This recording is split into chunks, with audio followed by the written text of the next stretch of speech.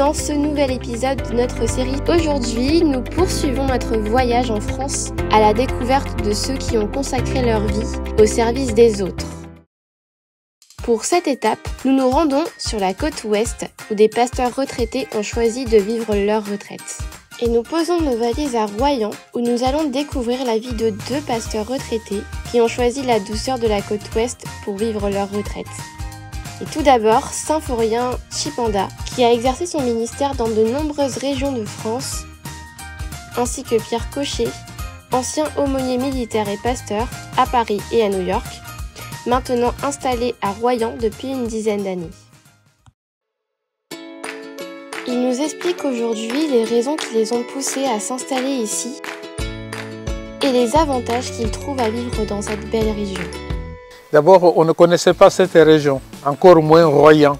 C'est avec la fin de ma carrière pastorale que j'ai cherché où on pouvait aller atterrir. Donc mon épouse, mes enfants qui étaient déjà grands, nous avons posé la question à l'église réformée à l'époque. Donc c'est là que Michel Hafner, je lui suis très reconnaissant, il nous a parlé de cette résidence à Royan, mais sans nous dire plus. Il a dit allez voir si ça vous plaît. Et quand nous sommes arrivés, on est venu voir la résidence et ça nous a plu. Eh bien, par pur hasard, j'avais pris ma retraite à Paris dans un appartement confortable et puis j'ai dû faire face à un manque de moyens parce que les loyers étaient devenus inaccessibles. Et juste à ce moment-là, le propriétaire m'a dit qu'il souhaitait reprendre l'appartement selon la législation en vigueur pour que son fils en profite.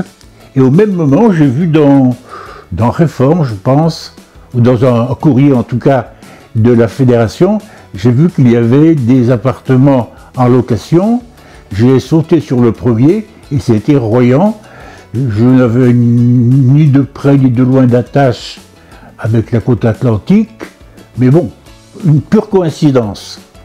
D'abord, on ne connaissait pas cette région. À Royan, nous bénéficions d'un bon climat qui est tempéré. Nous respirons l'air marin, qui est très efficace. Et nous sommes quand même tranquilles.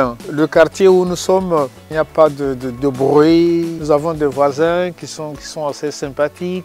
Donc le climat en soi est très favorable. Et nous avons aussi le responsable local qui nous suit, qui essaie d'intervenir quand il y a des besoins, des choses comme ça. On est tranquille, voilà, s'il faut ainsi dire. Olivier, merci. Chacun doit trouver les avantages là où il est. Donc ici, c'est effectivement une vie très, très agréable, très douce, sans heurts majeurs. Royan en particulier, l'hiver est une ville de vieux pour les vieux, donc c'est le rêve.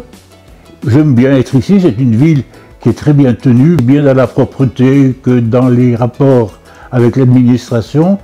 C'est parfait. Les rapports avec, évidemment, les autorités protestantes sont sans nuage. Voyons maintenant comment ces pasteurs retraités cohabitent et s'épanouissent dans cet espace partagé, où leur quotidien se construit autour de la solidarité et de l'entraide. Il y a à Royan, dans cette concession, un taux d'habitabilité variable.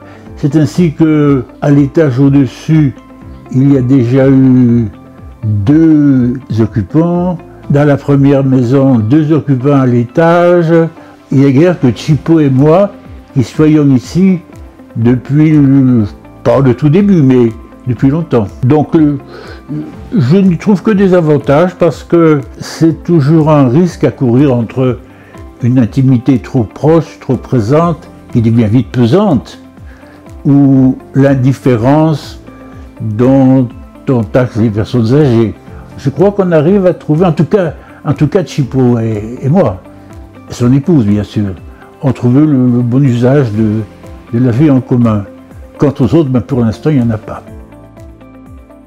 À travers ces portraits croisés, nous avons découvert comment les liens se tissent et se renforcent au cœur de la ville de Royan. Ainsi, Royan nous montre que grâce au travail remarquable de la Fondation pour les ministres des Églises protestantes de France, les pasteurs retraités peuvent accéder à des logements de qualité et vivre sereinement leur retraite. Depuis 160 ans, la FMEP œuvre avec dévouement pour soutenir ses serviteurs de l'Église, leur offrant bien plus qu'un toit, mais une véritable sécurité.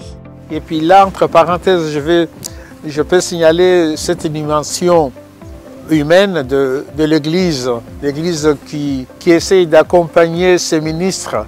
Et donc, grâce à cette humanité, nous sommes arrivés ici et ça nous plaît, quoi. Merci d'avoir regardé cet épisode de 160 ans de la FMEP. Rejoignez-nous pour le prochain épisode où nous découvrirons de nouvelles histoires et de nouveaux visages à travers toute la France. À très bientôt pour de nouvelles rencontres et découvertes.